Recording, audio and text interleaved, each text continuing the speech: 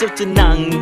โศกเศร้าไปเฮ็ดหยังเจ้าจะนั่งจมกับอดีตเสียดายแต่ความหลังชีวิตของเจ้ายังบ่ทันหมดความหวังชีวิตของเจ้ามันยังเต็มไปด้วยพลังเป็นย้อนเขาทิ่มเจ้าไปเจ้าก็เลยเศร้าซอยเป็นย้อนเขาทิ่มเจ้าไปเจ้าก็เลยน้ำตาย้อยอย่าเฝ้าโทษตัวเองอย่าเฝ้านั่งห้องให้อย่าเฝ้าทำให้ตัวเองและอย่าเฝ้าหมดกำลังใจถึงคนที่ทิ่มเจ้าไปเขาจะมีความสุข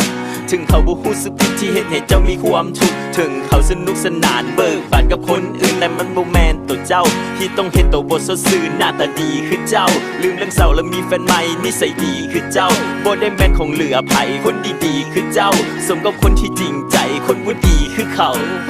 อย่าสนใจเพื่อเพียงจิตใจที่ถูกทำลายจนบอบบางอยู่กับน้ำตาที่กับน้ำตาที่เข้ามาบอกประโลมเพื่อเปิดทางให้ไปลุกขึ้นสู่ต่อให้กับคนใหม่กับฮักใหม่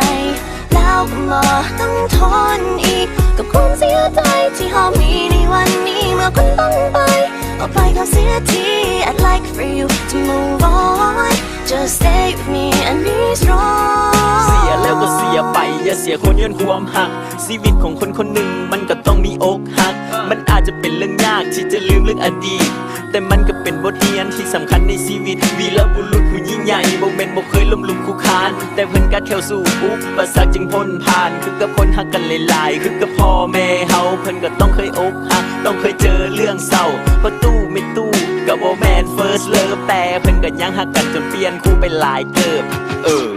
จนเปลี่ยนเกือบเป็นหลายคู่แต่เพิ่นก็ยังแฮปปี้บ่ได้มานั่งหดหู่เพื่อเพียงจิตใจที่ถูกทำลายจนบอบบางอยู่กับน้ำตาที่กับน้ำตาที่เข้ามาบอกประโลมเพื่อเปิดทางให้ไปลุกขึ้นสู่ต่อให้กับคนใหม่กับฮักใหม่แล้วก็บ่ต้องทนอีกกับความเสียใจที่เรามีในวันนี้เมื่อคุณต้องไป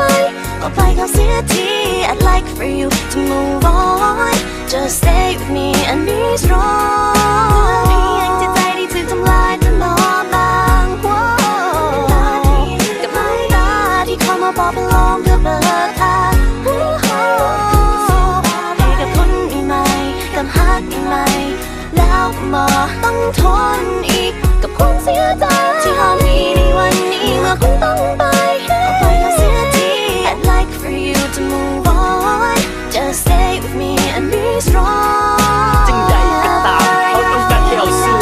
จังใดก็ตามเจ็บจะดีถึงเฮียนผู้จังใดก็ตามยังมีคนที่ฮักเขาอยู่เขาต้องการแค่เอาสู้เขาต้องการแค่เอาสู้ just stay with me stay with me just come with me